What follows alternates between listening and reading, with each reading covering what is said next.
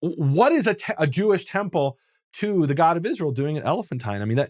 I would understand a synagogue, which is obviously somewhat of a later concept, but this is actually a temple where they brought sacrifices.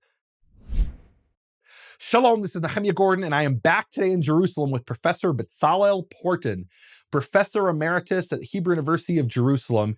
He is best known for the Elephantine Papyrus, which he edited and published with a translation together with Ada Yardeni.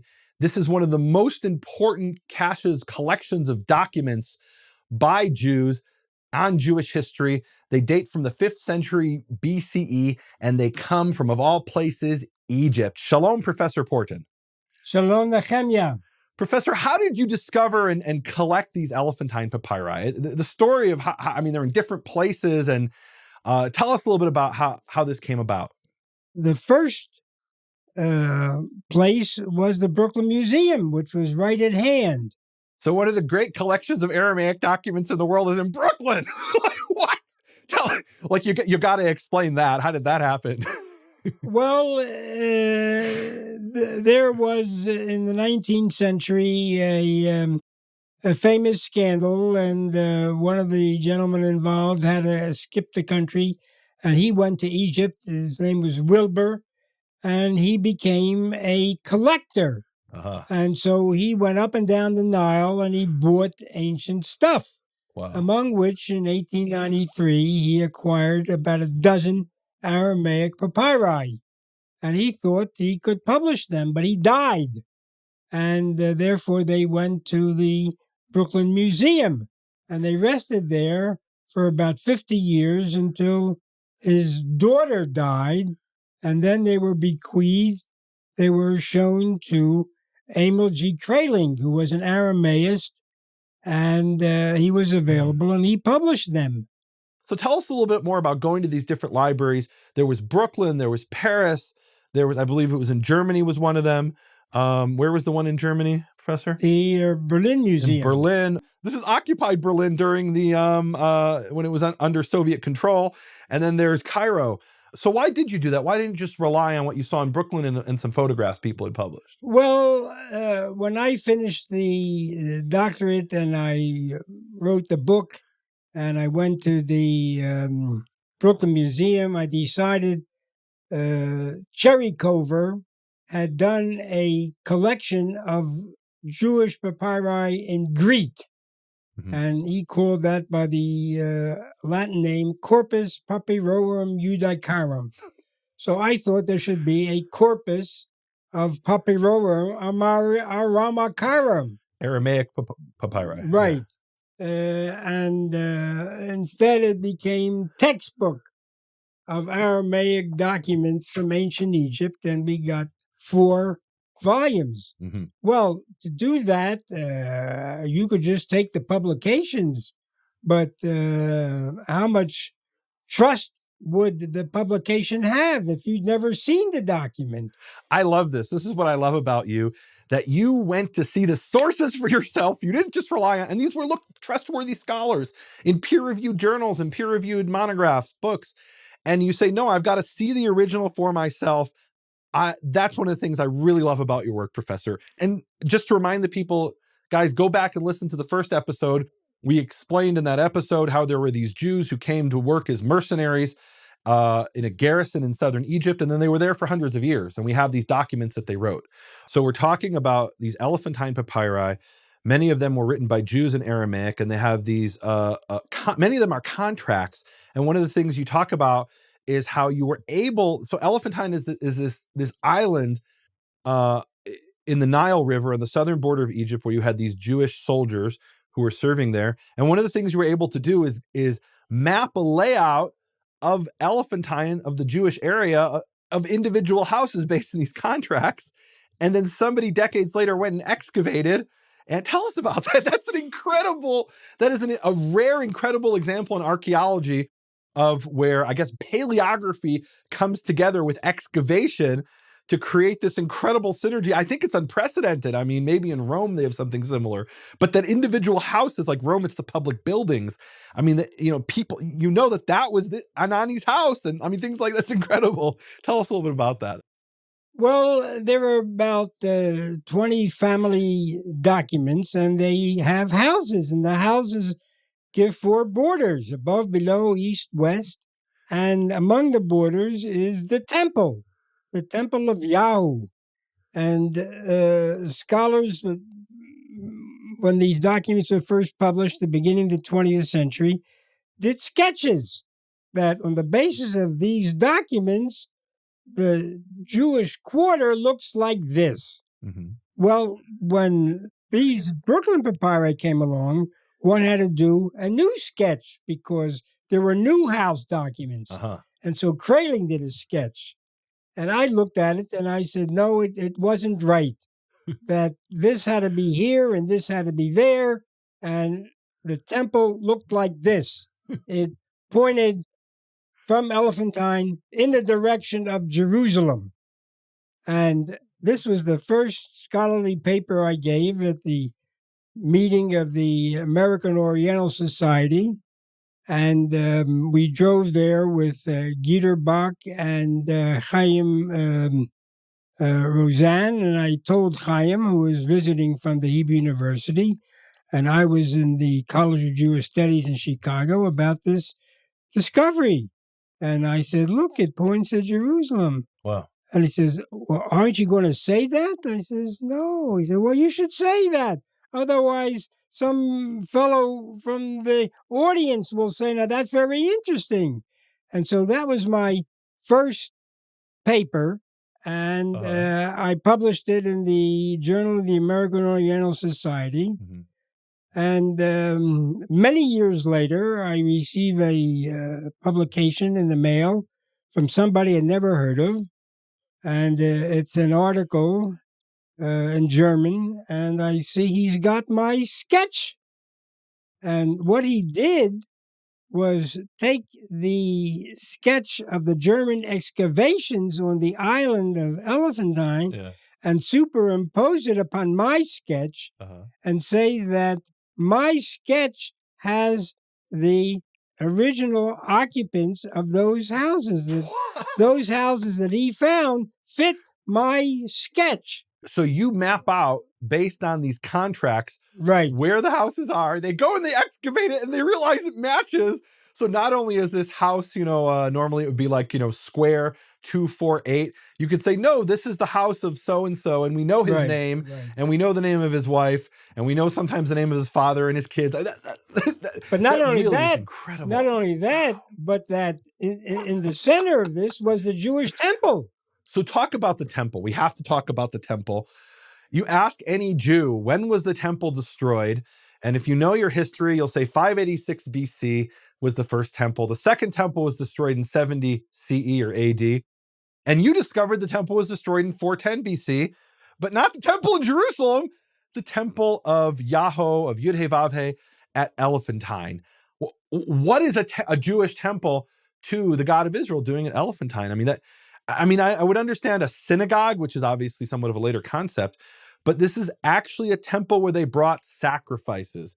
Talk to us about that.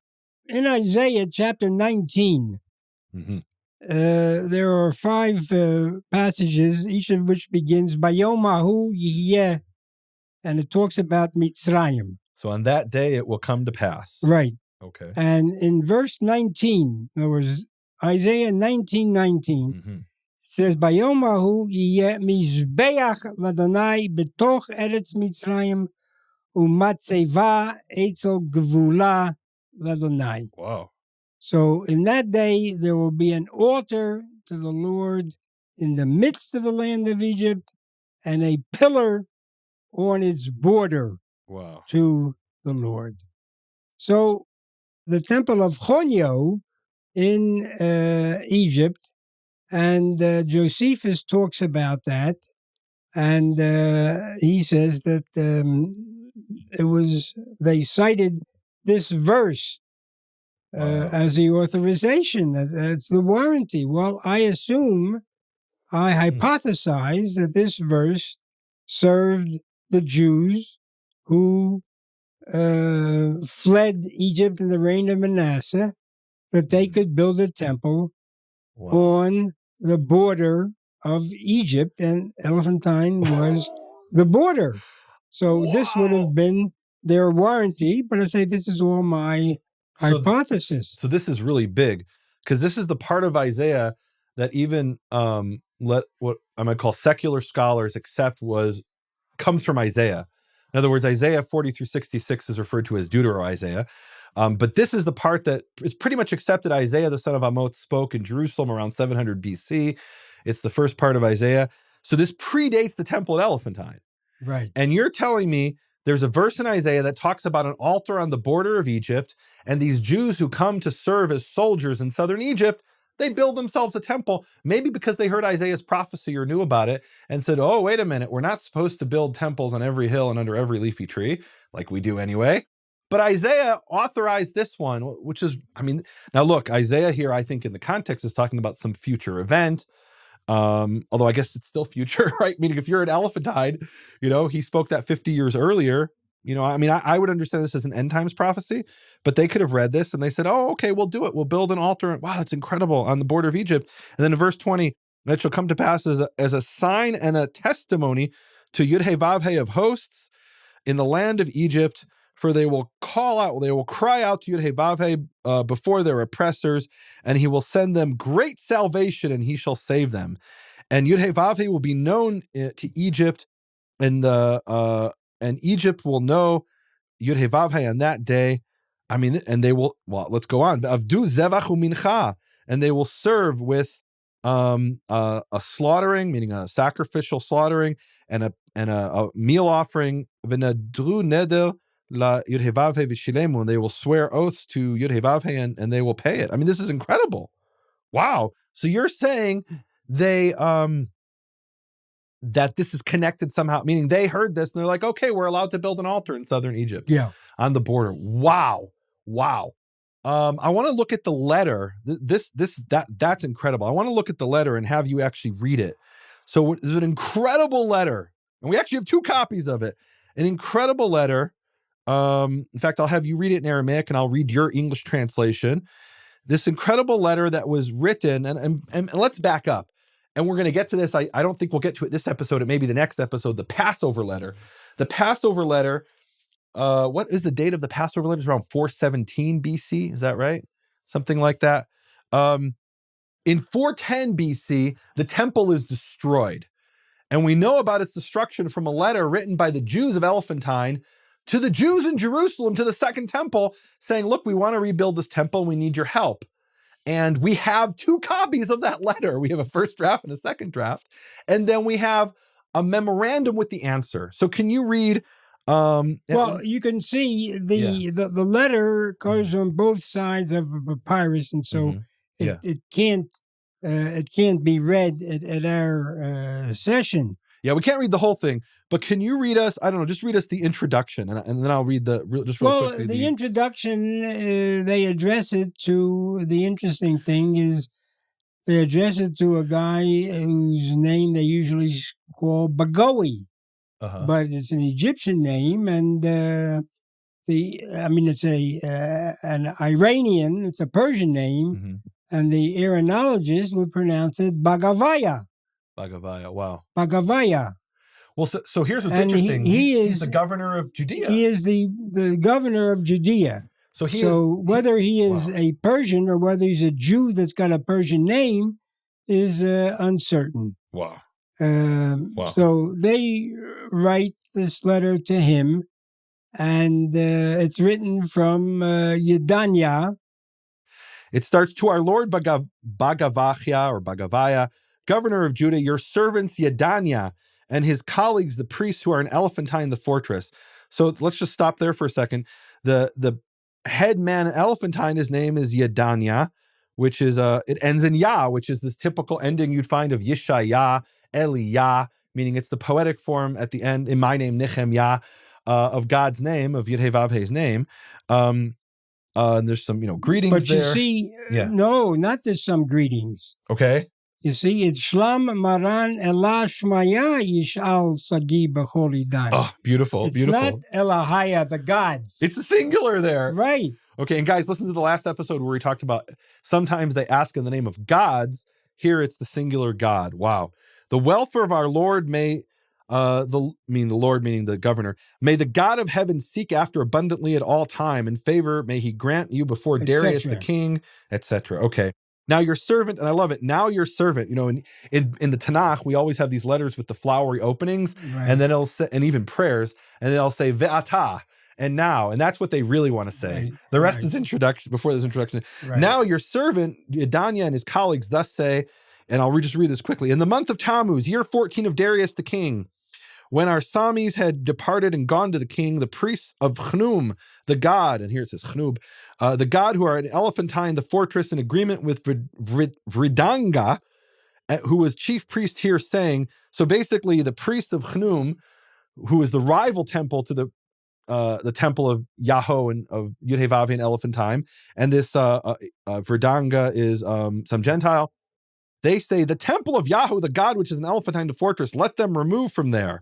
Afterwards, that Verdanga the wicked, a letter sent to Naphina, his son, who is troop commander in Sain, the fortress, or Aswan, saying, the temple which is in Elephantine, the fortress, let them demolish. So there's this group of Gentiles who say, we've got to destroy the temple at Elephantine. We have to demolish it. Not Gentiles, Egyptians. Okay. I mean, they're not Jews, priests, right? No, okay. Egyptian priests. Okay. So they're rivals of the Jewish priests, right? In other words, they're destroying the temple because essentially it's a competitor on some level, and they don't want this Jewish temple there.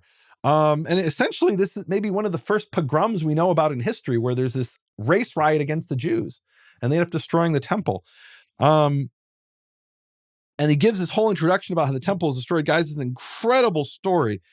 I'm going to skip ahead because it's a long letter. And when this had been done to us, we with our wives and our children sackcloth were wearing and fasting and praying to Yahweh, the Lord of heaven, who let us gloat over that Verdanga the cur. They removed so something bad happened to Verdanga a couple years later, right? Vidranga. So Vidranga was punished maybe for this, and they're very happy about it.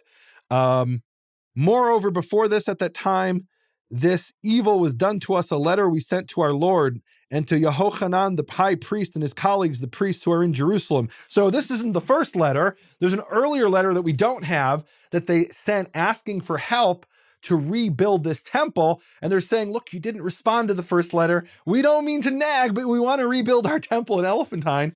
And this is from 407, so it's 3 years later. It's already the second letter. He says, who are in Jerusalem. And then he says, and to Ostanes, the brother of Anani, and the nobles of the Jews, a letter they did not send us, so you haven't responded. And then the really surprising thing to me, Professor, is they then mention they also sent a letter, it says, to the Samaritans. Moreover, all these things in a letter we sent in our name to Deliah and Shelemiah, sons of Sanballat, governor of Samaria. And we know who Sanballat is. He's mentioned in the book of Nehemia, in the book of Nehemiah. So we have... they send a letter to the Jews, now a second letter, saying, look, we want to rebuild our temple. Can you help us? This temple in Elephantine. And they also send it to the Samaritans. So can we stop there and talk about that? Why would they send it to the Samaritans? Meaning the common narrative, or what we read, at least in Ezra and Nehemiah, is that the Samaritans offered to participate in rebuilding the second temple. And the Jews said, hey, no, we're good. We don't want your participation. But here the Jews in Elephantine, they do want to collaborate with the Samaritans. So what's going on there? Well, you know as much as I do. Okay, fair enough. This is it's surprising. This is surprising, and it just shows that the conflict that was raised by Nehemiah didn't go into the next generation, because these are the sons of Sanballat. And by the way, here his name is written as it is in Akkadian with the aleph. Sin Ubalit, not just Sanballat, which would be the abbreviated. Well, that's interesting. form. Sin is the god of the moon god that we're going to talk about later. Right. Oh, that is very interesting. Ubalit. Wow. Is his full name. Wow. Okay. And so they write to him too, because in Samaria they also worship this god Yahoo, and they want their influence. And when they get a response, they don't get a written response, but they get an oral response. And so what we have is a memorandum, in other words, a copy of the oral response. Before you get to that, I just want to read one more line from the original letter that they sent, meaning this is essentially the second letter, but it's the one that we have. And let's see. So they're asking the Jews in Jerusalem to help them rebuild the temple. And again, we're not going to read the whole thing. Now your servants, Yedaniah and his colleagues and the Jews, all of them citizens of Elephantine, thus say, if to our Lord it is good, take thought of that temple to rebuild it, since they do not let us rebuild it. Regards your, etc. May a letter from you be sent, meaning, look, this is the help we need. We need some political clout here. May a letter from you be sent to them about the temple of Yahweh, the God, to rebuild it, in Elephantine, the fortress, just as it had been built formerly. And the meal offering and the incense and the burnt offering they will offer on the altar of Yahweh, the God, in your name.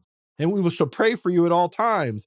So look, you'll get something out of this. We'll pray for you if you help us rebuild this, and we'll bring 3 types of offerings for you on your behalf. And maybe this is why they didn't get the answer. They'll bring incense, burnt offering, and meal offering, which is really interesting, that they're bringing animal sacrifices at Elephantine along with meal offerings and flour offerings and incense offerings. The reason that's interesting is Leviticus 17 and Deuteronomy 12 talk about how offerings may only be brought to one place, which was understood certainly in the original context as the tabernacle, and later that was understood to be at the temple. At least that's how Josiah understood it, and that's why he went around destroying the high places. And here these people are in Elephantine saying, look, we bring sacrifices, not just incense and flour offering. We actually sacrifice animals, contrary to Leviticus 20:17 and Deuteronomy 12. And then later we have the memorandum, which leaves out the burnt offering, the animal sacrifice. And you mentioned that in your book. So can you read us some of the response there, or tell us about the response in the memorandum? Well, here they get this memorandum, and it's much shorter than the original letter. Right. But it follows the original letter. Yeah. And it says, Zichran, Zibagoi Udalaya, Amru Li. In other words, the letter was written to Bhagavaya, and a copy was sent to Delaiah, the son of Sanballat. And these two joined together to make the following statement. And the following statement before you get to the statement, just to be clear, the Samaritan leader, the son of Sanballat, whose name is Delaiah, he's writing a joint memorandum together with the Jewish leader, who is the successor of Nehemia.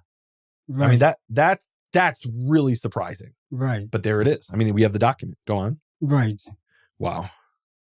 And then they quote in a bureaucratic way, Al Beit Midbacha, they call it the house of an altar. Al Beit Midbacha, Ziala Shmaya, the house of the altar of the God of heaven. Zi B'yev Birta B'nei Hava, which in Elephantine the fortress was built. Min Kodmin, formerly. Kodom Kanbuzi, before Kanbuzi is the Persian king that conquered Egypt. Zi Vidranga Lachyadzech, who Vidranga, that cur, that awful guy. Nadash, destroyed. Bishnat Arbazre, 10:3:1, in year 14. Daryahu Shmalka, of Darius the king. Lemivniyah, to build it. Biatre, on its place. In other words, not elsewhere. Kazi Havala Kadmin, as it had been before. In other words, you restore the status quo ante. Uminchata, and meal offering. Ulavonta, and incense. Yikarvun al madbacha, they should offer on the altar. So they don't mention the animal sacrifices. As it had been done before, but they omit mention of the alvata, which is the animal sacrifices. Right. And I think it's quite clear, and you mentioned this in your book, that this is presumably due to the prohibition from the Torah to bring sacrifices outside of Jerusalem. And maybe the deal here is, look, we'll help you, but you can't be, bringing blood sacrifices in southern Egypt. That only happens here in Jerusalem. Well, that's one view. One possibility. Well, and then you bring the next letter, which is B22 in your book, offer for payment for reconstruction of the temple. And one of the things they say here, if our Lord and the temple of Yahweh, something's missing, and the temple of Yahweh, the God of ours, be rebuilt in Elephantine, the fortress as formerly it was built, and sheep and ox and goat as burnt offerings are not made there, but only incense and meal offerings they offer there.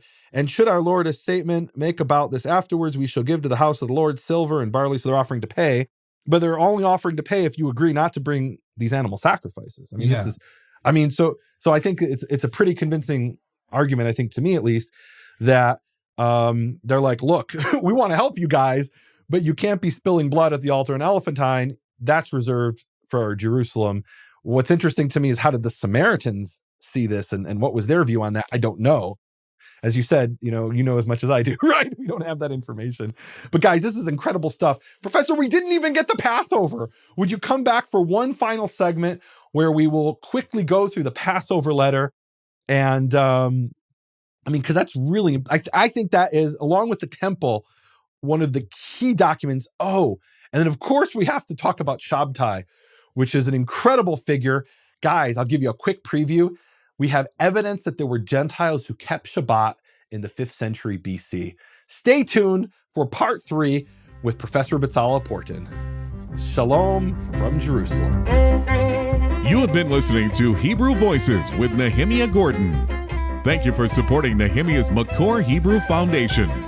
Learn more at nehemiaswall.com.